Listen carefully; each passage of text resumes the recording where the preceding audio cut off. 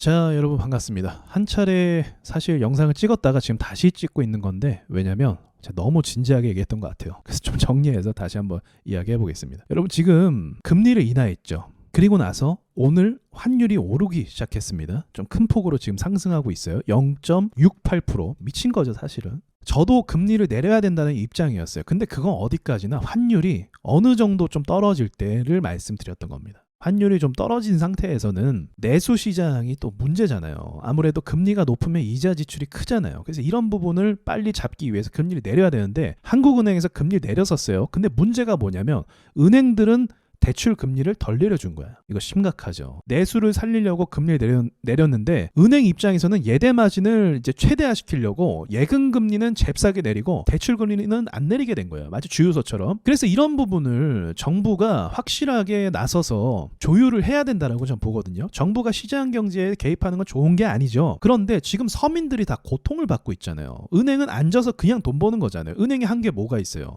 그냥 돈 빌려줬어요. 근데 미국이 금리 올렸어. 그리고 대출 이자도 올려. 가만히 앉아서 엄청나게 부를 창출하게 된 거잖아요. 이게 유대인들의 전략이죠. 어쨌든 싼 값에 빌려주고 사람들이 이제 고통스러워할 때는 본인들도 좀 이제 협의를 해서 좀 이렇게 협조를 해야 되는데, 금리를 내렸으면 그걸 안 했다는 거예요. 그러면 한국은행에서는 지금 이 환율이 높으면은 중소기업들의 타격이 커요. 수입을 해야 되는데 수입 물가가 비싸진 거예요. 그럼 대기업들은 상관없죠. 왜냐면 비싼 만큼 미국에다 비싸게 팔면 돼. 유럽에다 비싸게 팔면 돼. 이렇게 팔면 땡이에요. 근데 우리나라는 중소기업들은 내수 시장에서 물건을 사고 팔고 하잖아요. 그러면 외국에서 물건을 떼오는 비용이 비싸진 거예요. 그리고 내수 시장에 팔려고 하니까 어떻게 돼요? 환율 때문에 손해가 커진다는 거죠. 팔면 팔수록 손해인 사람들도 많아지게 되는 거고. 그래서 내수 시장을 진짜 살려면 환율부터 잡아야 되는 거예요.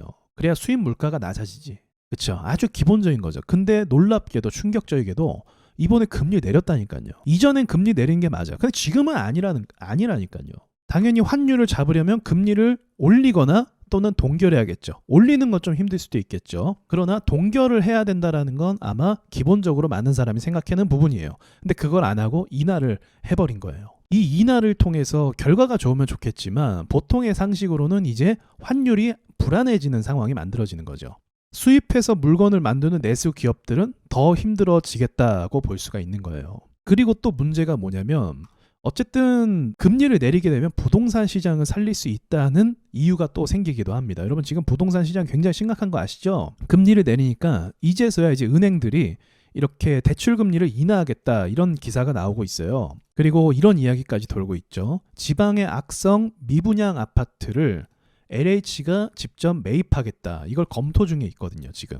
그러니까 이건 무슨 말이야? 결과적으로 금리를 내린 것과 연관성 있게 살펴봐야겠죠. 결국은 부동산을 살려주는 거 아니냐, 이런 합리적 의심을 지금 받고 있는 중이라는 겁니다. 그러니까 여러분, 이렇게 생각하시면 돼요. 우리 주식에서 문제가 생기면 투자한 사람의 책임이 있잖아요. 아무리 대주주가 자금을 횡령하고 회사가 망하더라도 결국은 주주의 책임이 되는 거잖아요. 그건 투자한 사람의 책임이 되는 거고. 그러면 이것도 공정하게 그렇게 돼야 되는 게 맞겠죠. 건설사들의 무리한 시공이 현재의 미분양 사태를 만들었다고 봐도 과언이 아니겠죠. 시장 조사를 했었고 실제로 거주할 사람들을 충분히 확보한 다음에 분양을 시작했다면 이런 상황은 만들어질 필요가 없었겠죠. 그런데 이렇게 어떻게 보면 실패한 건데, 분석에 실패해서 거기에 대한 책임을 떠안는 건데, 그것을 이렇게 매입을 해준다라고 얘기하면 이거는 굉장히 불공정한 상황이다, 그렇게 볼 수가 있는 거죠. 근데 제가 이걸 왜 얘기하냐면, 부동산 채널도 아닌데 이런 이야기를 왜 하는 거냐면, 주식을 보면 미래가 보인다라고 말씀을 드렸잖아요. 주식시장을 볼 때 미래 산업에 대한 관심이 많이 없다는 거예요. 미래 산업과 연관된 새로운 유망한 회사가 등장하는 일이 지금 많이 없다는 거죠. 중국은 엄청나게 치고 올라가서 정말 우리가 상상하기도 어려운 기술들을 막 하고 있잖아요. 얼마 전에는 달 뒷면에 가서 광석 채취하고 왔잖아요. 이거 엄청난 기술이죠. 미국은 사람 같은 로봇을 만들고 대화하는 AI를 만들었잖아요. 그리고 중국도 추격해서 또 얼마 전에 딥시크라는 AI 제품이 나오기도 했고요. 그런데 이런 상황에서 우리나라는 기술로 먹고 사는 나라인데 지금 이런 부분에서 많이 실패하고 있다. 유일하게 지금 믿고 있는 게 반도체죠. 이것도 미래가 조금 불투명한 상황이죠. 성공하길 바라고 있어요, 저도. 그러니까 방향성 자체가 지금 흘러가는 상황을 보니까 저출산 대책도 막 내놨지만 사실 주식이 막 움직인 거 우리가 못 봤죠. 그쵸? 그러니까 대부분 실패했다라고 볼 수가 있는 거죠. 그러니까 밑빠진 독에 그리고 생산성 없고 그리고 미래지향적이지도 않은 곳에 누군가가 실패와 실수를 한 것을 받아주고 껴안아주면서 미래를 준비하지 않고 있는 이 썩어가는 모습을 제가 보게 됐다는 거예요. 그러니까 제가 좀 극단적으로 표현한 걸 수도 있겠지만 이런 이야기 하는 이유는 하나예요. 여러분이 이 상황에 대해서 미래에 대해서 좀 대비를 하셨으면 하는 마음에 제가 이렇게 말하는 거예요. 제가 이렇게 심각하게 얘기하는 적 많이 없잖아요. 그렇죠? 근데 요즘에는 진짜 심각해지더라고요. 야, 이거 맞나? 그러니까 시장을 오랫동안 관찰하면서 계속 미래에 대한 어떤 기대감이 생기는 회사들이 있었단 말이에요. 근데 지금은 그런 것들이 거의 보이지 않고 있단 말이죠. 한 가지는 제가 추가적으로 말씀드릴 게 있어요. 한국이 발전을 시킬 수 있는 먹거리 산업은 바이오 섹터입니다. 왜냐하면 고령 인구가 많아지고 있어요. 전 세계적으로. 이제 수명이 다 길어지고 있잖아요. 그래서 이 의약품에 대한 수요가 더 많이 늘어날 예정입니다. 그래서 이것만큼은 사실은 정부가 개입해서 나서지 않아도 이미 10년 전부터 바이오 기업들은 이걸 다 준비하고 있었어요. 원래 바이오 기업들은 미래를 준비하기도 하죠. 연구하고 개발하고. 그래서 삼성 바이오로직스가 이 부분에 있어서 굉장히 많은 결과 결실을 만들어냈습니다. 근데 증시는 생각보다 그렇게 크게 반영해주지 않은 것 같아요. 그래서 우량 바이오 기업들을 여러분이 지금부터 관심 있게 볼 필요가 있습니다. 그러나 그렇다고 해서 한국이 바이오 산업 수준이 세계적인 건 아니에요.